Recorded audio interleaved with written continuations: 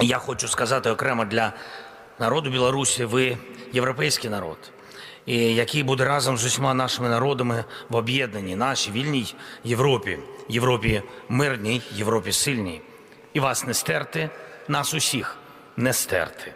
This is my video update on this Sunday afternoon, January the 25th, coming to you from Athens, Greece.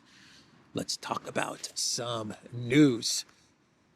And let's start things off with the second day of talks that concluded in Abu Dhabi between Russia, Ukraine, and the United States.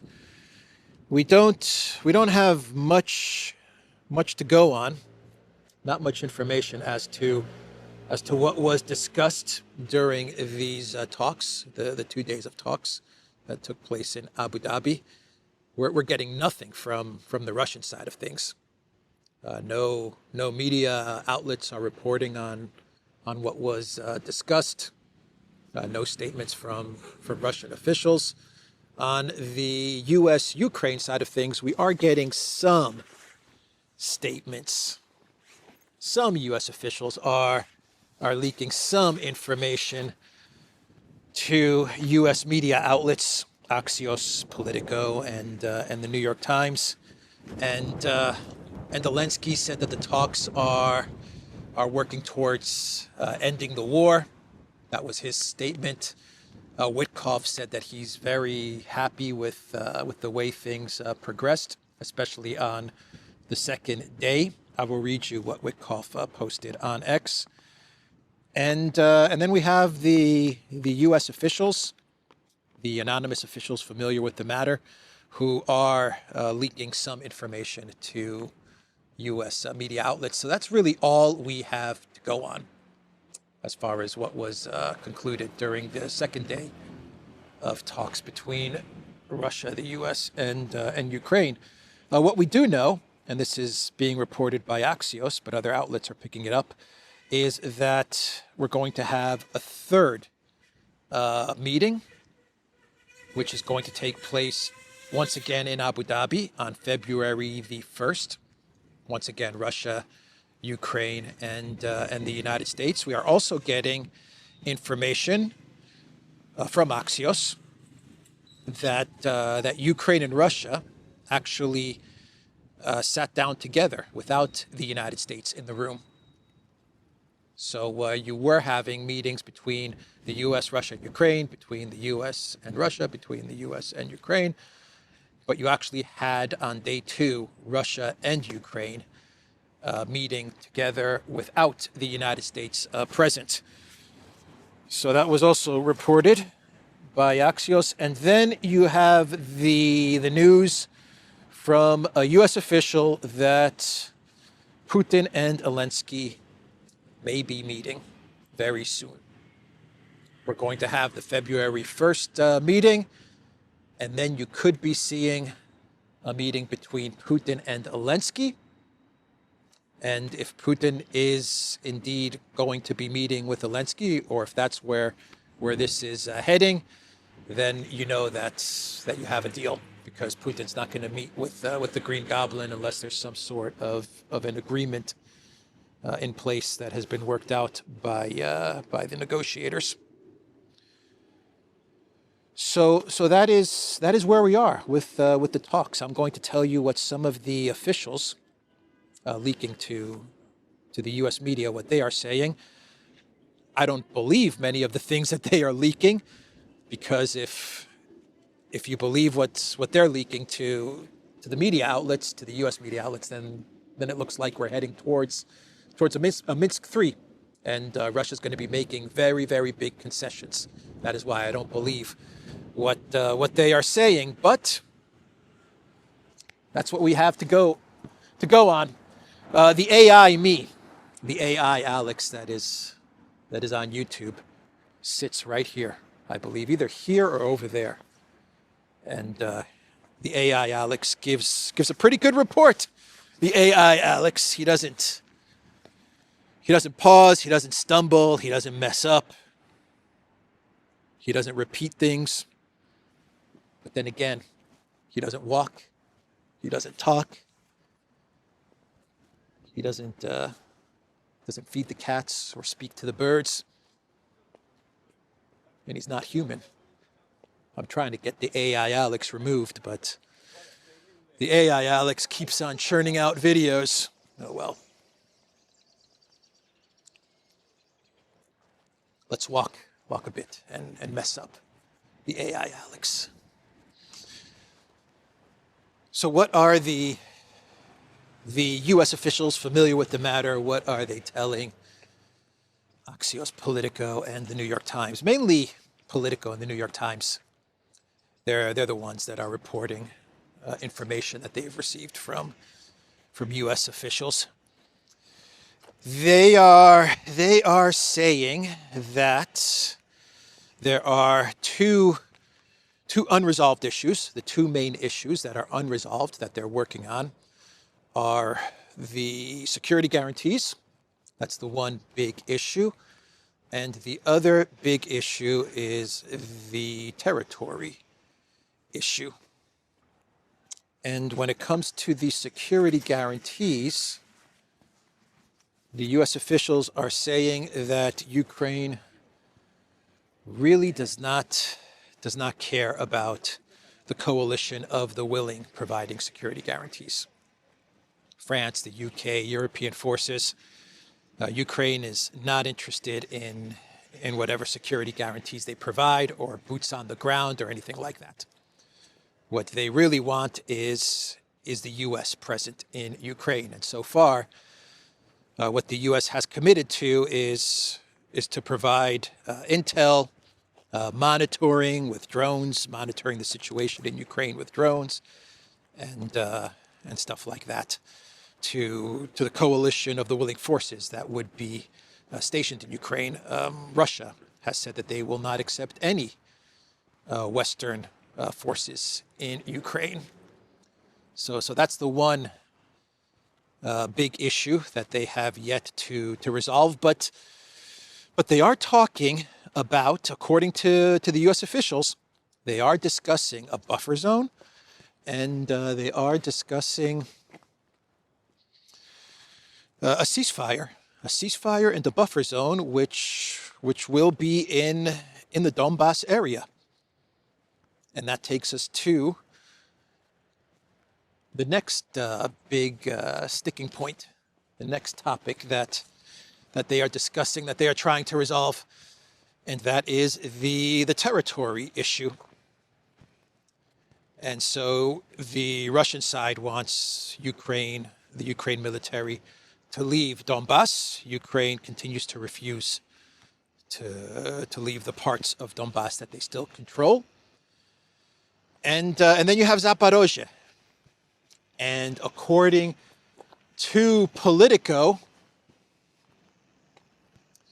the Zaporozhye nuclear power plant will be split, will be divided.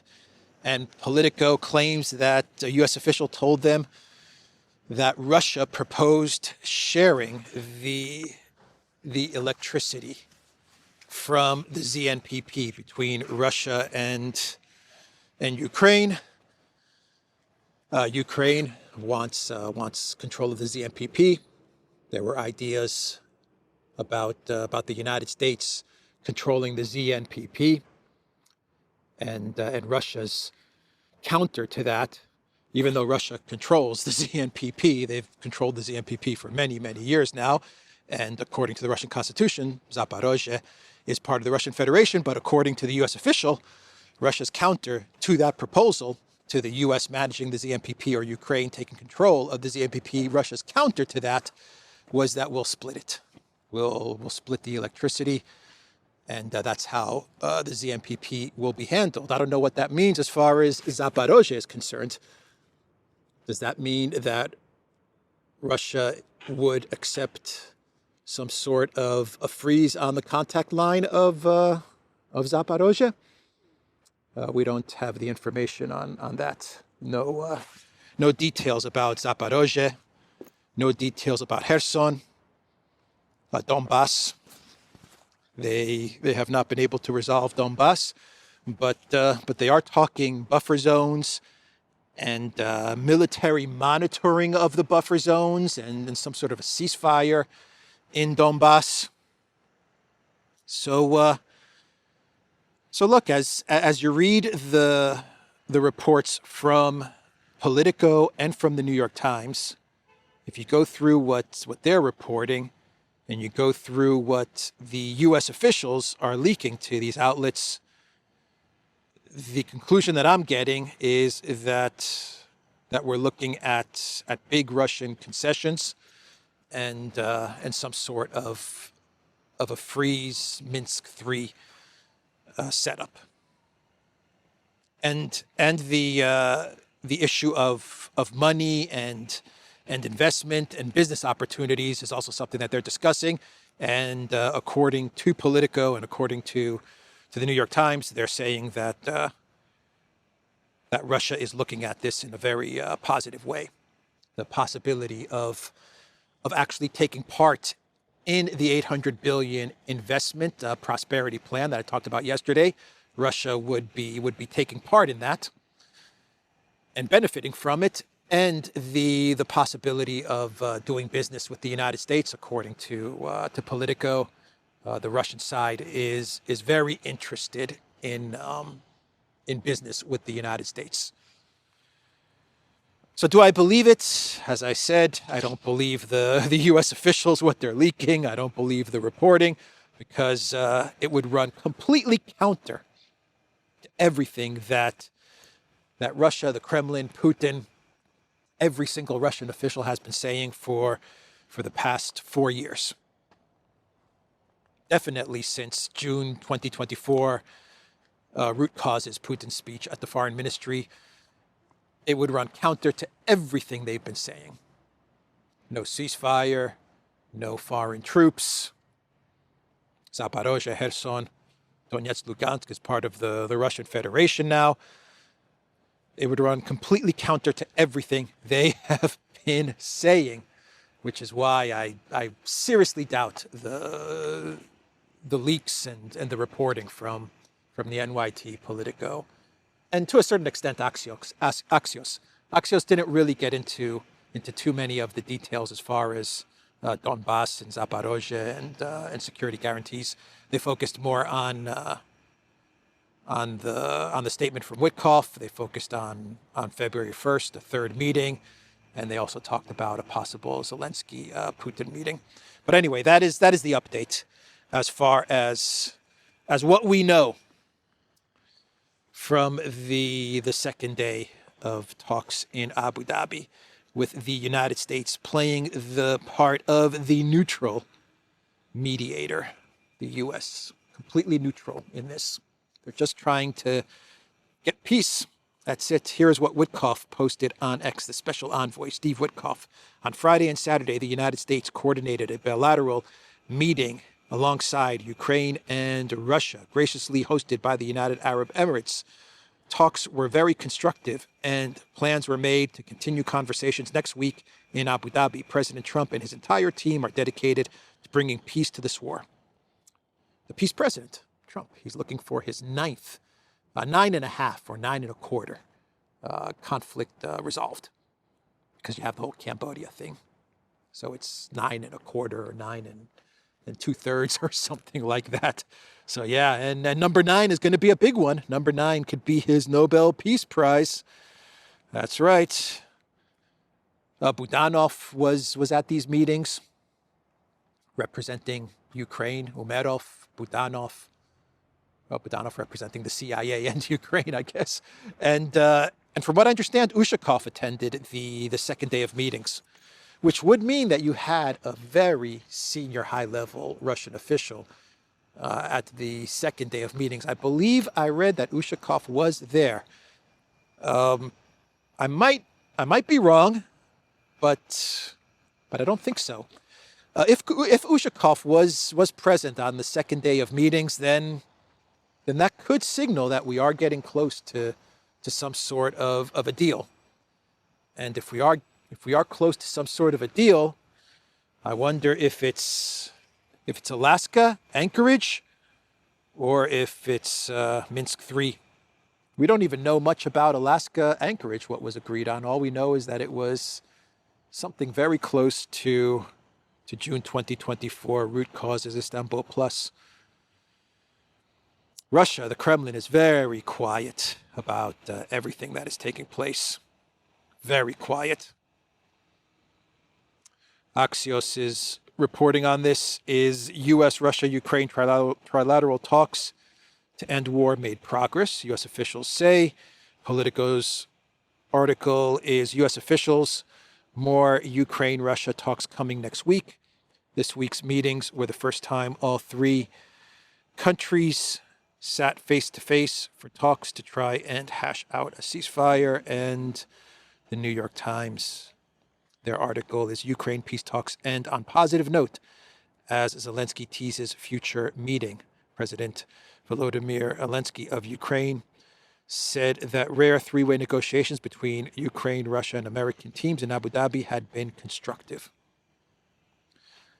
And the Green Goblin, he arrived in Vilnius, in Lithuania. He's going to meet with Lithuanian officials, whoever those are, and Polish officials, whoever those are, Sikorsky, I guess, or I don't know, whoever he's going to meet, Donald Tusk.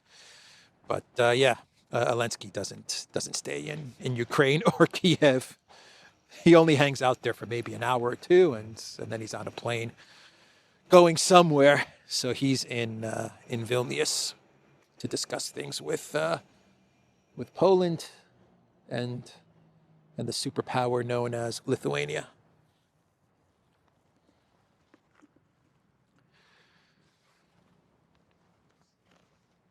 So Trump is very upset with Mark Carney. He's so upset with Mark Carney that he is threatening 100% tariffs on Canada. If Carney dares to trade with China, then you're going to be looking at 100% tariffs. And he actually called Carney Governor Carney. I said yesterday that Trump was upset with Carney, and when I finished my video update yesterday, we had this post on Truth Social from Trump.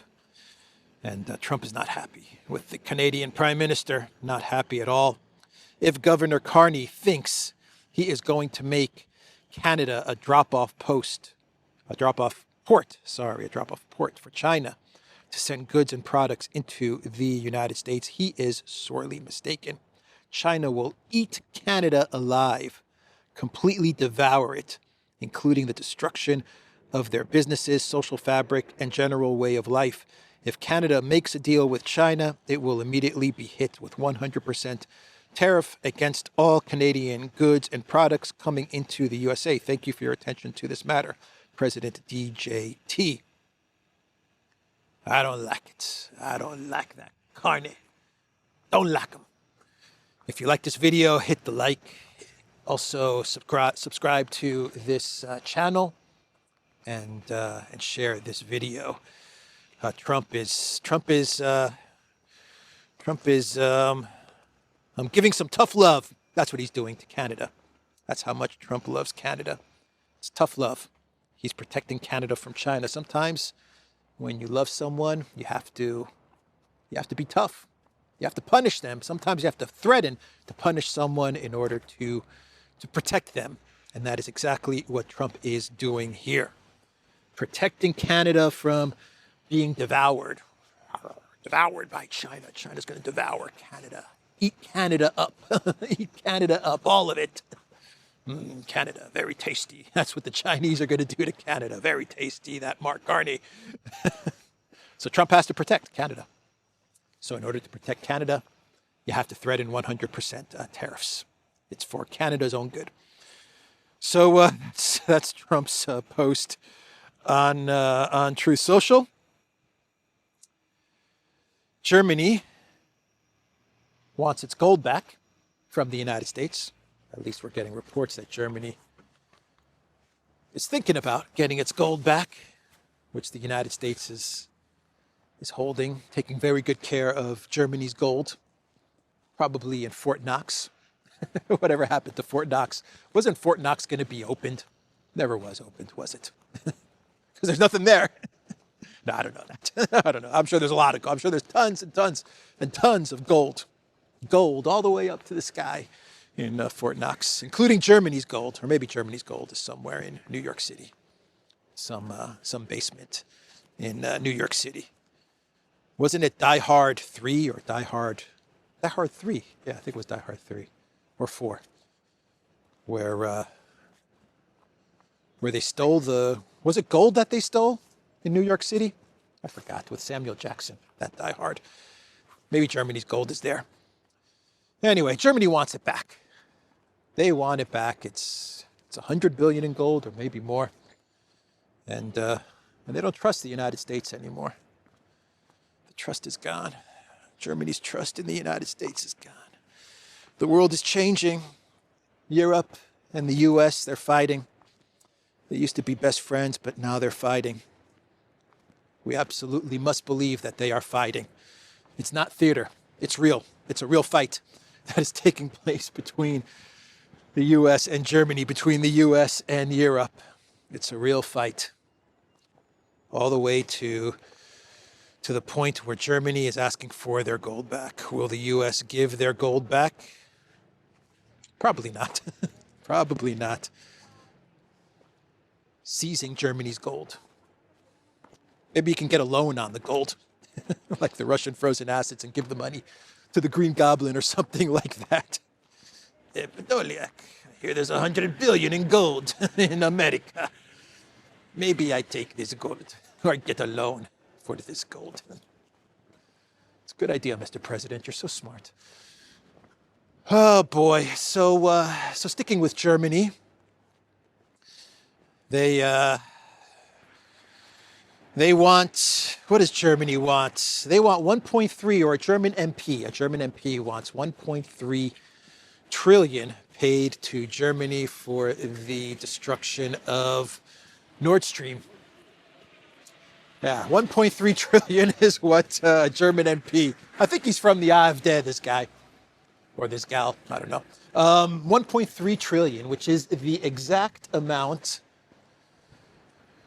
for reparations that Poland is claiming against Germany, World War II reparations. Poland was saying 1.3 trillion is what they want from Germany. Now you have a German MP saying, you know what, because you guys as Poland were working with Ukraine, Zelensky, to blow up Nord Stream, we want 1.3 trillion. You also have AfD, Alice Weidel, who is saying that that Germany should get reparations from Ukraine for Nord Stream, the blowing up of the pipeline. Actually, she did say that. She's not asking from Poland. She's asking from Ukraine. Yeah, breaking news. Germany's AfD party plans to sue Ukraine for 70 billion, blaming Zelensky for damage to the Nord Stream pipeline. Can you imagine Zelensky's face if he gets sued for 70 billion? Can you imagine Zelensky getting sued for 70 billion? What is this? Podolyak, 70 billion, what is this? I'm gonna have to sell some properties. 70 billion. Who is this Alice lady? Oh boy. Zelensky's gonna freak out over this one. Anyway, all right. We have the Discombobulator wonder weapon, supersonic weapon, which resulted in the capture of Maduro, according to Trump. He spoke to the New York Post, and the U.S. president said that the U.S., they broke out a very, very top secret weapon, which they're calling the Discombobulator. And the Discombobulator uses some sort of sonic energy, audio waves or whatever, and just shuts down everything, according to Trump. He didn't want to give too many details because it is super top secret.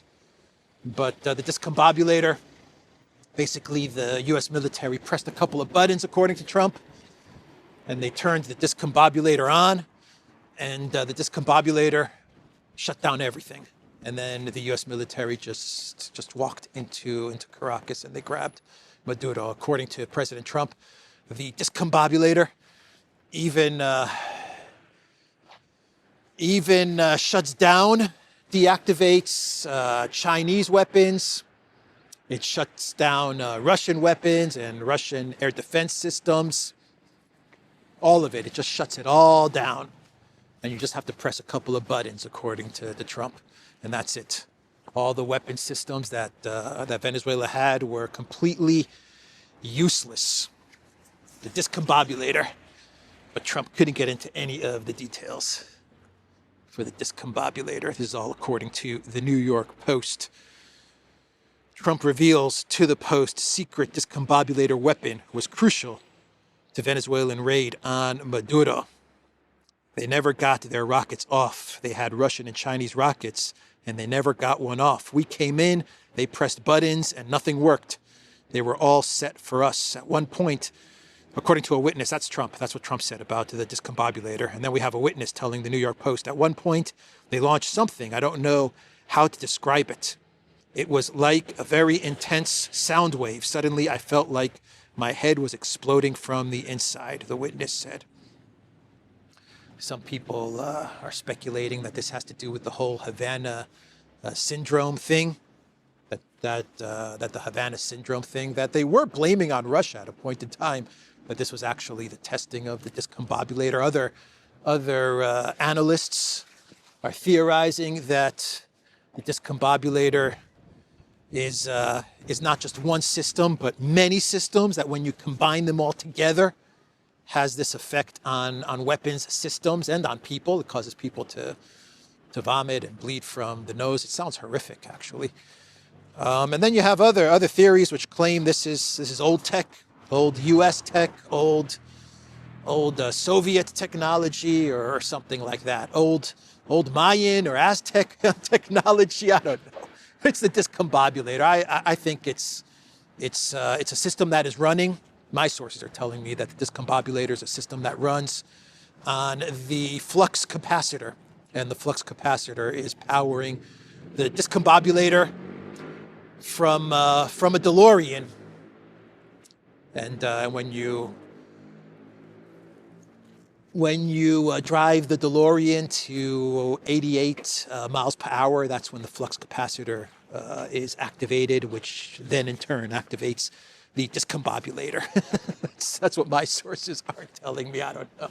Anyway, according to Trump, the Discombobulator did the trick when it came to Maduro. So I wonder if the U.S. military is going to use the Discombobulator in Iran, or how come they haven't used it in Ukraine? I don't know. It could be real. It could not be real. Trump, once upon a time, said that the U.S. has just leapfrogged the whole hypersonic thing, and that the U.S. actually has super hypersonic missiles. So they're not even bothering with hypersonic. They've got super hypersonic. He has also hinted at the U.S. having some sort of game-changing wonder weapon. He said that in past interviews. So I don't know. Maybe there is this Discombobulator thing, which just shuts down everything when you press a button. So anyway, let's do some Clown Worlds. That's a good segue into Clown World territory. They tore apart this basketball court. Oh, man. Guess no hoops here anymore. It's a shame. Anyway, let's talk about Macron and his sunglasses. That's today's Clown World, courtesy of Macron and his aviators. So there's a video that is on social media, on X and on Telegram. It's also on W, if you haven't signed up to W, which is the new EU-approved social media platform. I believe it's in alpha test mode, but But I don't know, maybe you guys have access to the W social network. This video is also on the W social network. But then again, Macron might ban it from the W social network. But anyway, it's on X and it's on Telegram. And it's Macron speaking to his selfie camera, saying that there is going to be a ban of announced a video ban on children using American social networks. Okay, so he put out this. Sorry, I was mesmerized by Macron's aviator sunglasses, the aura, the coolness of it all. I lost my train of thought. So Macron put out this Instagram, TikTok selfie video where he announced that there's going to be a ban on children using American social networks because everyone's going to start using the W social network. So children are going to be banned from Facebook, I guess, and X, and TikTok, and all of these American social networks, YouTube. I guess that's the announcement from Top Gun Maverick Macron, the Terminator. And then you have this article from the UK Telegraph. I don't know if they're making fun of Macron or if they're serious, the UK Telegraph, but they put out an article with the title, "Can Macron's Sunglasses Save the West? Testosterone is the primary currency in Davos this year, and the French president's aviators have placed him at the top of the pecking order." The article says that Davos was full of testosterone this year. It actually says that you had all of the alpha males in Davos. Mark Carney, a very strong, assertive Mark Carney, according to can't believe it, according to the UK Telegraph. Very, very strong Mark Carney. A lot of testosterone emanating from the presence of Mark Carney. I talked about Boris Johnson and all of his testosterone, and Nigel Farage drinking his beer, very manly. But all of these leaders were eclipsed, according to the Telegraph, by the myth, the legend, the new and improved Macron and his sunglasses. That's right, Macron was the top alpha male in Davos, the Telegraph says. But none of those men have ascended to the peak of Alpha Davos this year. Instead, that honor goes to Emmanuel Macron. As soon as he tottered on stage, the world had one reaction. "Monsieur le Président, there's something different. Don't tell us. Nouveau sideburns? Non. Nouveau haircut? Non. Ah, yes, that's it. You're wearing massive blue mirrored aviator sunglasses." Macron is more confident than that. That is un homme who commissioned his personal photographer to capture him with his shirt undone, purely to display an Austin Powerian rug of chest hair. He has on occasion paired a navy turtleneck with his suit, a move that would cause a minor domestic crisis if attempted in the UK. And it has a photo of Macron, that famous photo of Macron sitting on the sofa with his shirt unbuttoned, with his hair, the chest hair, and the what is it? Dior Sauvignon, Dior Sauvignon, Zelensky #5. Eat your heart out, Dior Sauvignon, Sauvage, Dior Sauvage. That's what it's called. Yeah. No UK politician would dare to show the Austin Powerian rug of chest hair.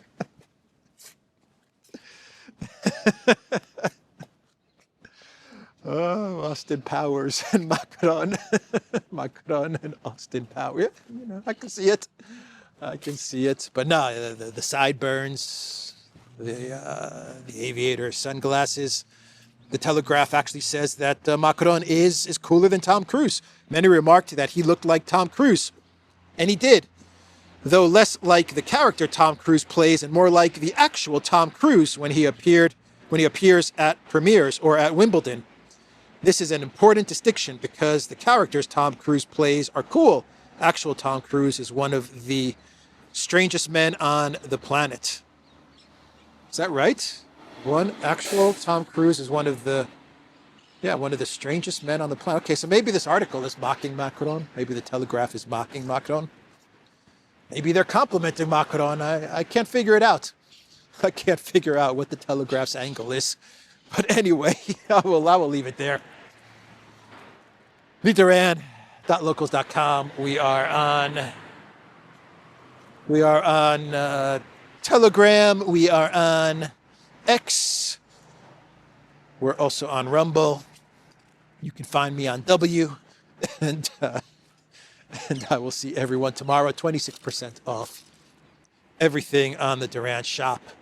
That is 26% off. There's a link in the description box down below. I will see everyone tomorrow. Take care.